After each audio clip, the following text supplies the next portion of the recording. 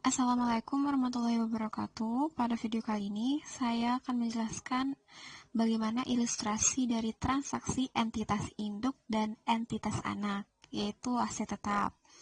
Dapat kita lihat pada layar, yaitu PT Pandawa telah melakukan pembelian saham sebagian sebesar 80% dari PT Satria pada tanggal 1 Januari 2015. Nilai investasinya itu 800 juta. Pada tanggal tersebut, nilai wajar KNP-nya sebesar 200 juta, sehingga total nilai wajar PT Satria adalah 1 miliar. Dapat diketahui nilai aset bersih PT Satria pada 1 Januari sebesar 800 juta. Kita lihat perhitungan di bawah ini. Nilai akuisisi oleh PT Pandawa sebesar 800 juta ditambah dengan nilai wajar KNP. Nilai wajar kepentingan non-pengendalian atau nilai KNP sebesar 200 juta itu ditambahkan. Nah, didapatkanlah nilai 1 miliar itu. Kemudian, kita harus cari nilai buku. Didapatkan dari saham biasa ditambahkan saldo laba.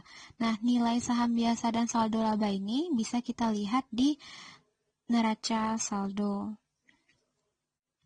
Kemudian ditambahkan, lalu hasil dari 1 miliar tadi dikurangi dengan 800 juta. Nah, kita ketahui nilai diferensialnya itu sebesar 200 juta.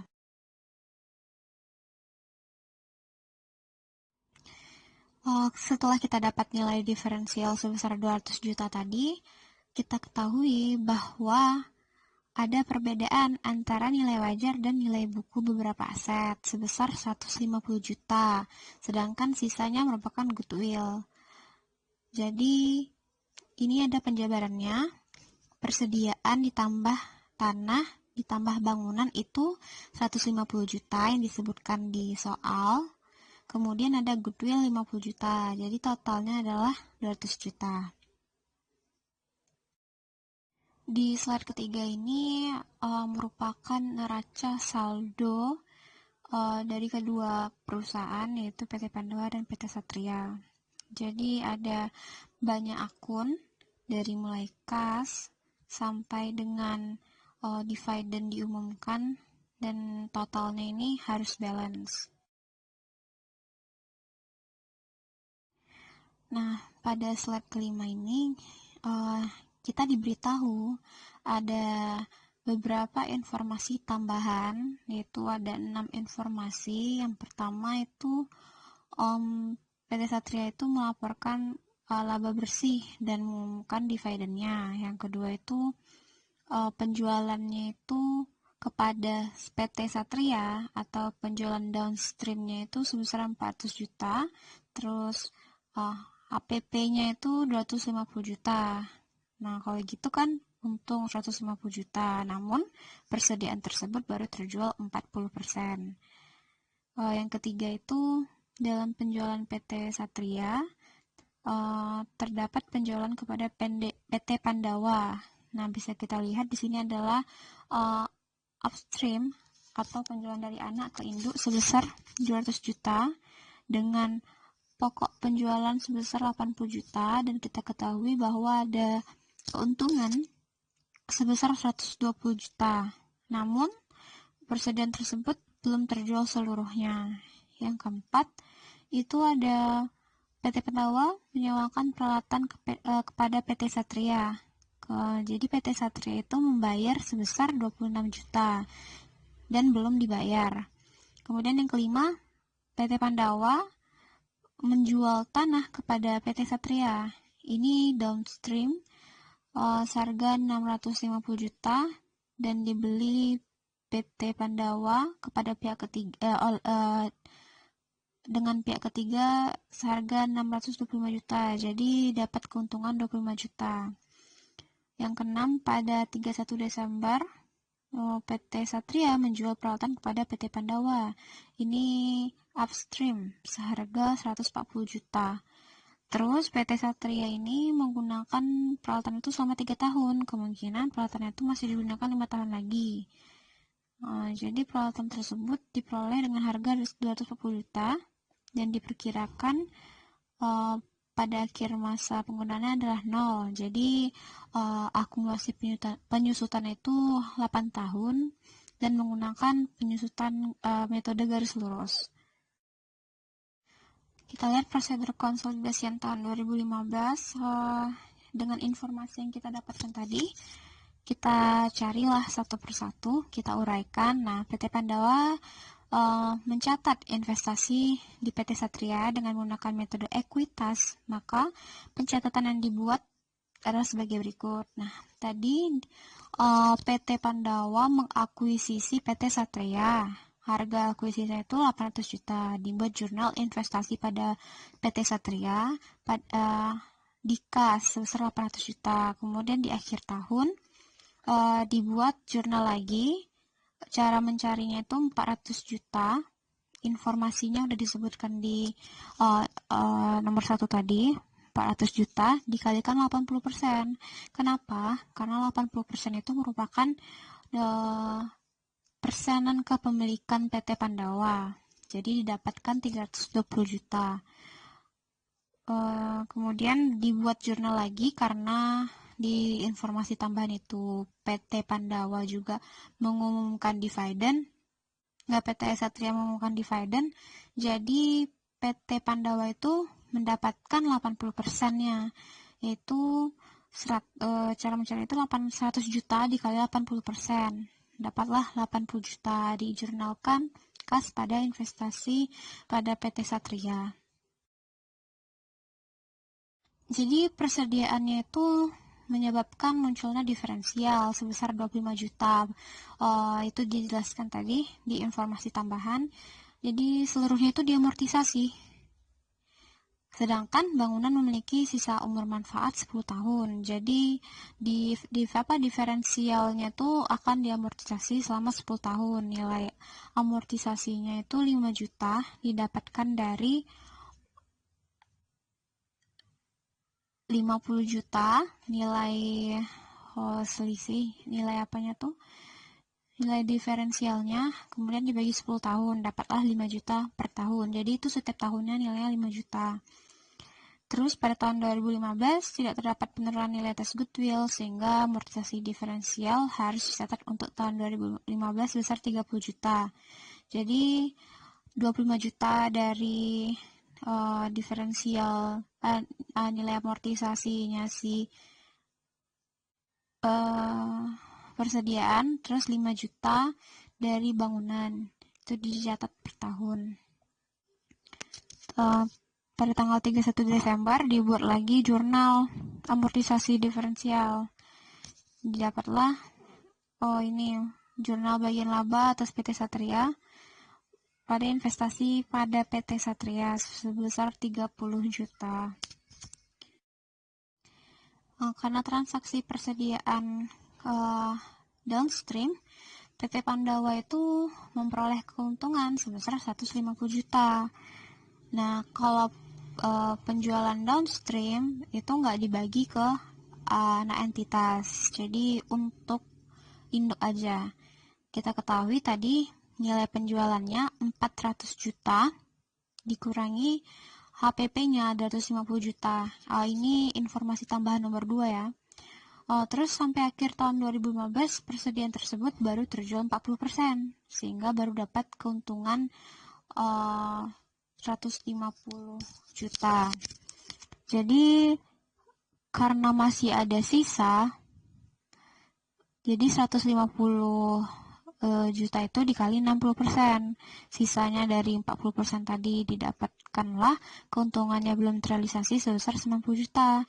Atas keuntungan yang belum terrealisasi tersebut, PT Pandawa membuat catatan atau jurnal pada akhir tahun, yaitu mencatat keuntungan transaksi hulu penjualan persediaan yang belum terrealisasi, yaitu bagian laba atas PT Satria pada investasi pada PT Satria sebesar 90 juta. Kemudian atas transaksi penjualan persediaan dari PT Satria ke induknya atau penjualan upstream, PT Satria memperoleh keuntungan sebesar 120 juta. Nah, itu harus dibagi ke induk. Jadi 120 juta itu didapat dari 200 juta dikurangi 80 juta. Ini informasi yang ketiga. Jadi sampai akhir 2015 seluruh persediaan tersebut belum terjual, sehingga seluruh keuntungannya belum terrealisasi. Karena transaksi ini merupakan transaksi hilir, maka PT Pandawa akan mencatat sebesar bagian kepemilikannya saja. Jadi bagian kepemilikannya saja itu sebesar 80%. Jadi keuntungan yang didapatkan tadi kan ada 120 juta. Karena PT Pandawa mempunyai 80% saham, jadi 120 juta dikali 80% didapatkanlah 96 juta. Kemudian informasi selanjutnya, PT Pandawa itu memperoleh keuntungan sebesar 25 juta. Nah, karena penjualan downstream, penjualan ke anaknya. Jadi PT Pandawa ini menjual ke PT Satria sebesar 650 juta, namun PT Pandawa ini membeli dari pihak ketiga seharga 625 juta.